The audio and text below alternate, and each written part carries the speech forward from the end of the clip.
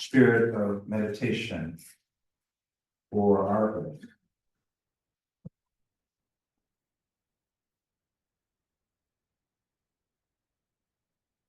Our earth, this place in the cosmos, spins and circles a nondescript star in one of 100 billion galaxies. We don't know if there's another place like it. It is our place in a cosmos that began as a singularity, a oneness that, if we are lucky, we can occasionally feel, glimpse into it. A oneness that many try to name.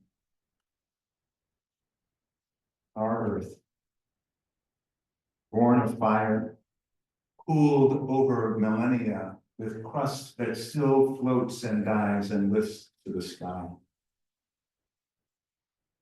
This planet, home to as many as 9 million unique species of living things, each of which is dependent on something other than itself to live. Each living within an ecosystem linked to other ecosystems.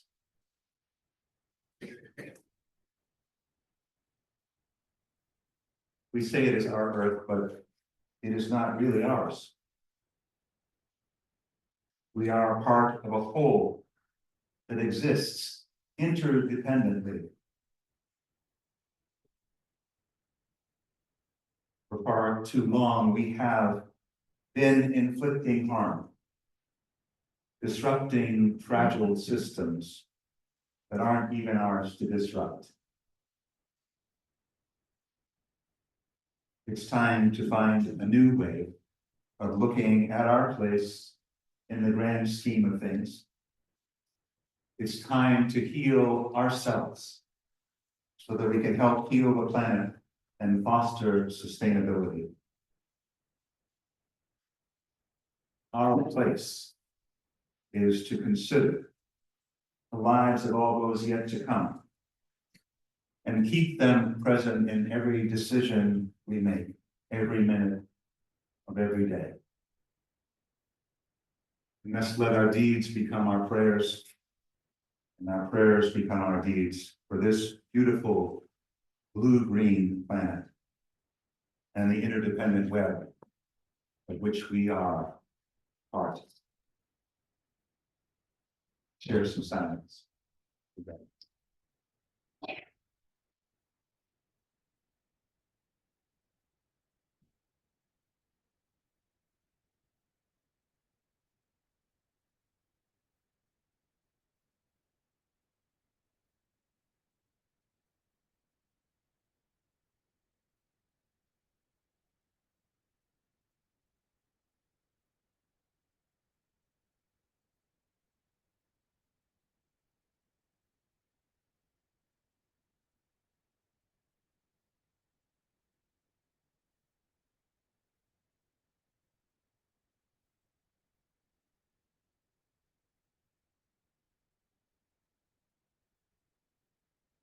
Today's reading is A Song from the Earth by Irene Glass and Rebecca Savage. There is a song beneath the soil. 10 million voices raise their call in no human language. Life flows through the tangled roots and the mycelium, microbiota, and crawling, burrowing, tunneling life. The song flows upward through the trunks and stems and blades of tender grasses and raises out into the air. It is picked up and carried on no human tongues. It's in the footfall of paw and hoof. It hums in the buzz of wings and the fluttering of feathers. It shines on scales and fins and slithering skins. And if we are quiet and we pay attention. Sometimes we remember that we are a part of this song as well. And we have notes to sing. The Anthropocene is no experiment. What happens when we humans forget that life around us is part of us? That these lives that have no less inherent worth and dignity? How many more singers of the Earth Song will go silent forever? Today, we are charged to remember, to know that we live together in community. We are also in community with the silently singing lives of vast, vast congregation of the earth as well. The interdependent web of existence is no allegory. It's as real as the heart beating within our chests. We are charged to do what we can, to help those who cannot advocate with human language, who cannot scream for help when they are suffering. We have a role to play in softening the blow of the age of humans. We have a voice that can help to shape the world to come. We are so charged in the name of this sacred song, the tapestry of life of which we are a part. Let us remember and act.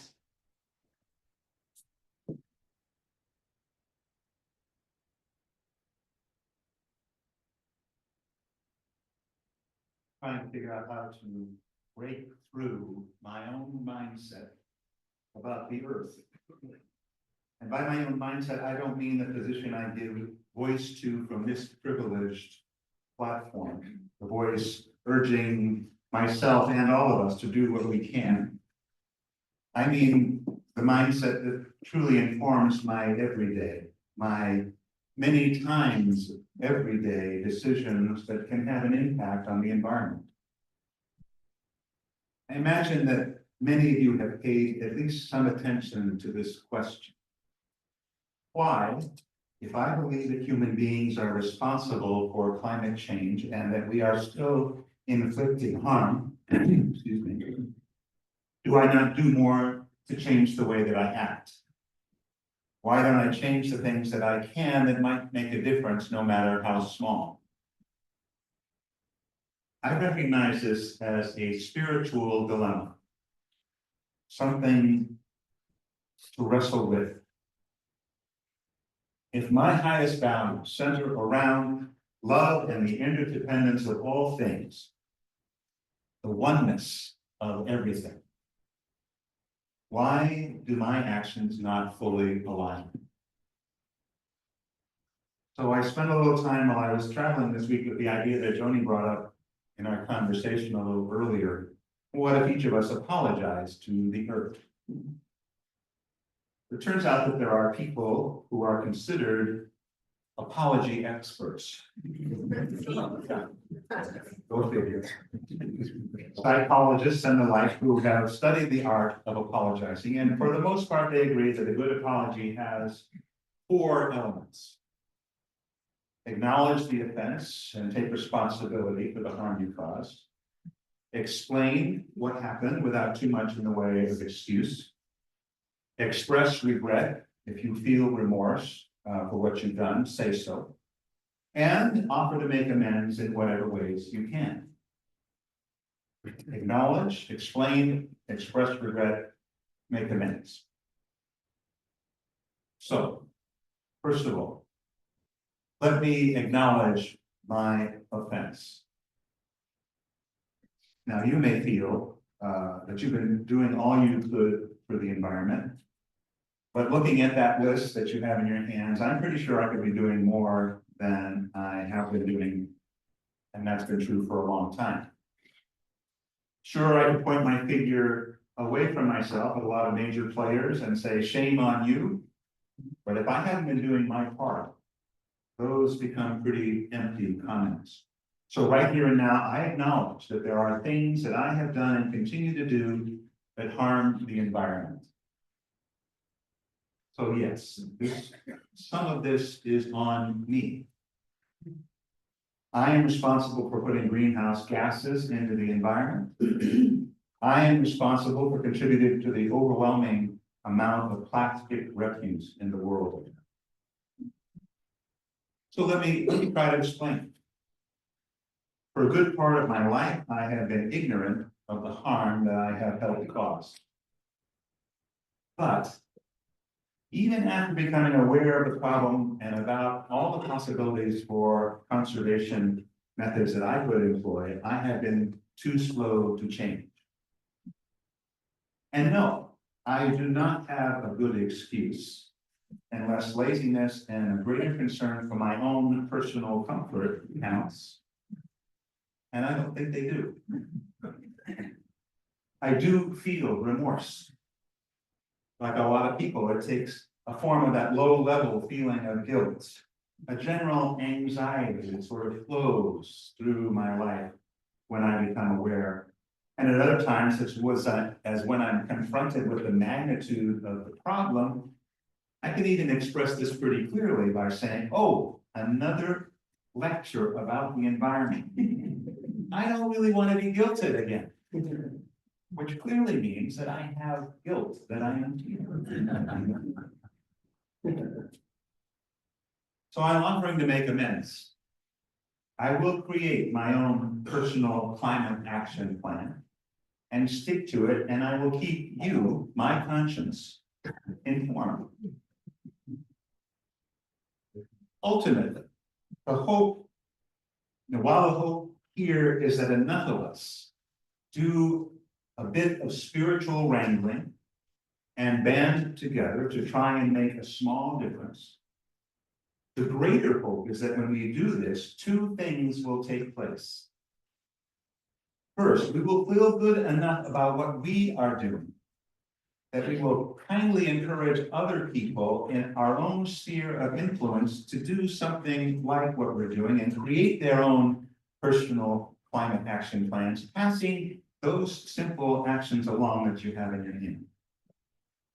And second, we will feel the power of right action tied to our values, so that speaking out more in public forums will come more naturally, even to those who struggle to speak in public. There are those who might offer up the excuse that it's too late, that we've lost our opportunity to fix things. But that doesn't cut it, because there are degrees of consequence that will impact the kind of earth our descendants will inherit, and the kind of earth that all the other creatures will inherit, like the mycelium and the crawling, burrowing, tunneling creatures, and the hoofed and pawed and winged and finned creatures, that in our arrogance, we do not often take into account. I read a reflection recently by Eric Bliss, who currently serves as the Youth and Emerging Adult Ministry Specialist for our southern region of the Unitarian Universalist Association. And though not old by my standards, Eric returned to Unitarian Universalism after walking away some years ago. He returned because he saw a shift, albeit a slow one, from an organization which focused too heavily on rational thought to one based a little bit more in the heart, and one with a growing notion of spiritual practice. When he wrote about spiritual practice, Eric included an array of things, from personal practices of praying or meditating, to interpersonal work of pastoral care or service, or simply by asking a loved one for forgiveness. Spiritual practice can be communal, where groups of thoughtful souls come together to worship or to act regularly in the name of justice. Eric wrote, as he wrote, only through the pursuit of a spiritual practice based in a commitment to shared values can we claim to be a movement of peace, love, inclusivity, and justice that we have aspired to be all the while. So let's follow that advice. Let's do some spiritual wrangling individually and perhaps collectively. And lean more intentionally into the positive values that we espouse and less into the negative or selfish thought, individually and collectively. Let us find a spiritual practice that blends those ideals with mindful actions and centers the earth. We might follow the suggestion that Gaylord Nelson, one of the founders of Earth Day, put forward, that we consider our economy a fully owned subsidiary of the environment and not the other way around. Which brings us to the kind of practical solutions that you literally have in your hands right now. Please take them home, spend time with them, maybe do your own spiritual wrestling and then make a plan. Start slow and build, repeat. Reduce, reuse, recycle, make your life green. Repeat.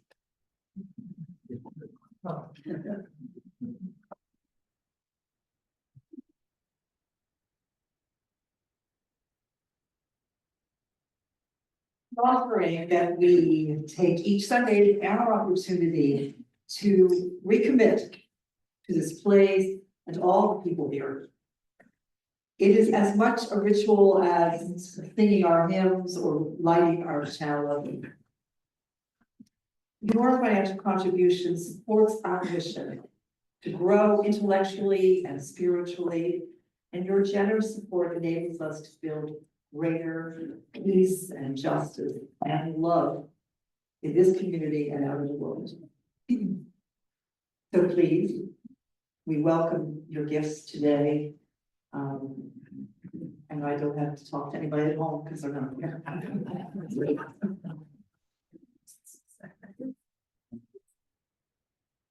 It's been spiritual leaders have for millennia cautioned us against actions that fly in the face of fundamental human values, but to little avail. We rail against our materialistic society and then continue to practice it. Why? That is a spiritual question. We all know what we should be doing: restraint, redistribution, reorientation, reduce, reuse, recycle. And while such efforts are often labeled as idealistic, futile, and yes, perhaps a little threatening to the comfortable lifestyle to which we've become accustomed, notwithstanding countless daily acts of human kindness and generosity, we need as a people to overcome a cultural ecology based in fear and greed and move with greater intention toward a spiritual solution that connects our actions with our deepest values. That's all that's needed. Simple as that. To become less a part of the problem and more a part of the solution, which in turn would allow us to build some emotional resilience and perhaps some hope in the face of what is no less than an existential problem. Xiye Batista, a young leader who co-founded Re-Earth Initiative, believes we can and should stay positive. A vibrant, fair, and regenerative future is possible, she writes, not when thousands of people do climate justice activism perfectly, but when millions of people do the best they can. Let's make it so. And let's join in singing our closing hymn. It's number 1064 in the Teal hymnal. Blue Boat Home. Please rise as you're willing and able. Vibrant, fair, and regenerative future is possible. Not when thousands of people do climate justice activism perfectly, but when millions of people do the best they can. Go out into the world in peace and love. Share your wisdom. Make your personal climate action plan real. Have a wonderful day. The forum should be great. Just about 20 minutes.